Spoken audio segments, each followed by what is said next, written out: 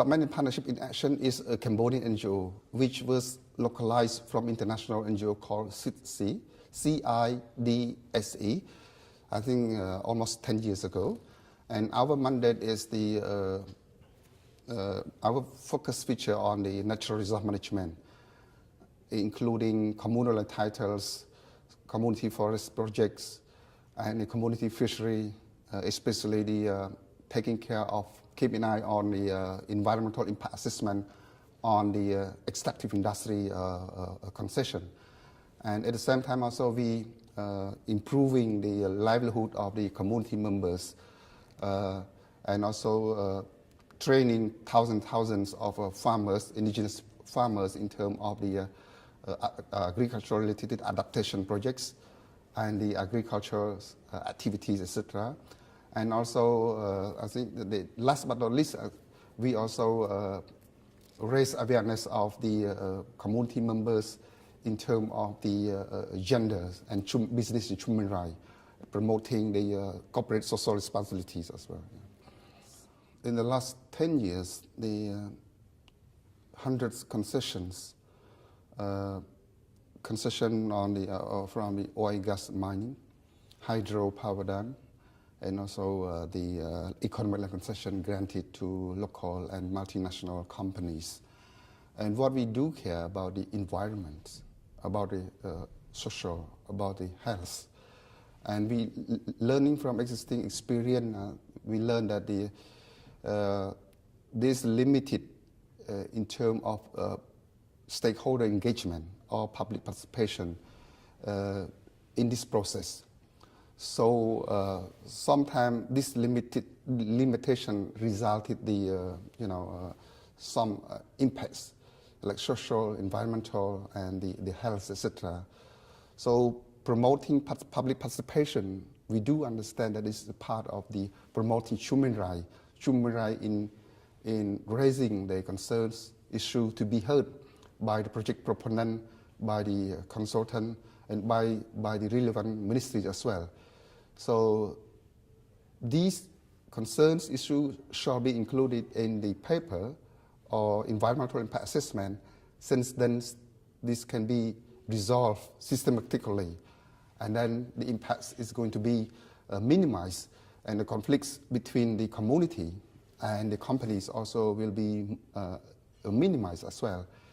And indeed, a way of we working here is not objection to any concession granted by the government to the companies, but what we are doing here is about the how to balance, development and the conservation, because we all taking care of environments, and we people now we do suffer from the climate change, and so climate change is not just Cambodian concern, but it's global concern.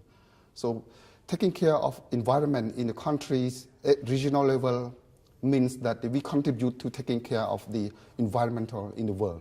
And I observed that the existing concession granted to the national company, multinational companies, affecting on the women especially, because traditionally women the one who taking care of the family members in terms of the economic solidarity and the health, etc.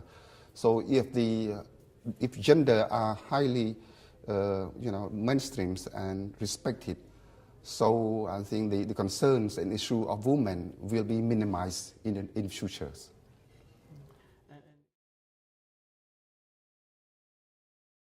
I think it's quite important, like in our countries, building relationship between the NGOs and the governments, allowing us to share the different perspectives and to come up with any specific, commitment and strategies in order to protect the environment in the country.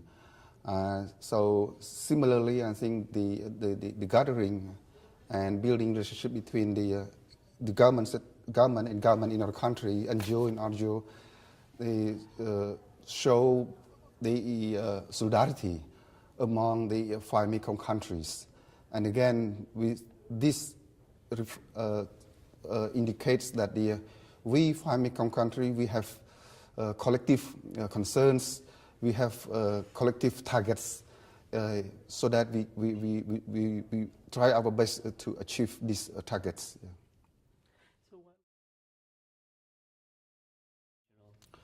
I think that because at the country level, we have some policies, standards, the laws in place.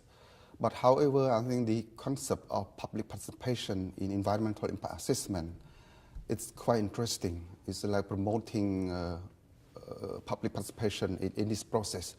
So the regional standard is a paper, a strategy where country level could learn best practice experience from these future developed policies or guidelines. And then we can mainstream this concept or content in our country level guidelines or policy, etc. Yeah.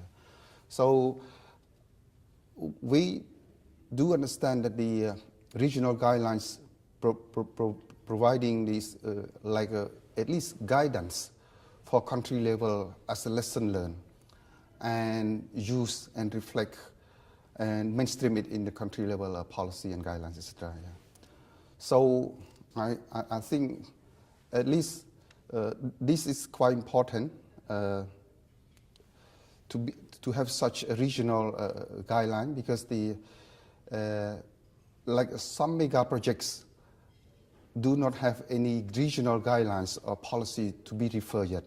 So if in the future we do have such a mega project at the country nearby, and we have a regional policy that country have to refer, and allowing neighboring countries to have the transboundary assessment, and then we can promote public participation, share the concern, information, data to project proponents and the host country to consolidate in the EIA report and the environmental impact assessment, environmental impact management plan. That's quite good for the host country and neighboring countries as well. Without effective public participation, it's not EIA. So EIA means effective, meaningful public participation. It's quite interesting because it's limited implementation, limited practice in terms of promoting effective public participation in Cambodia.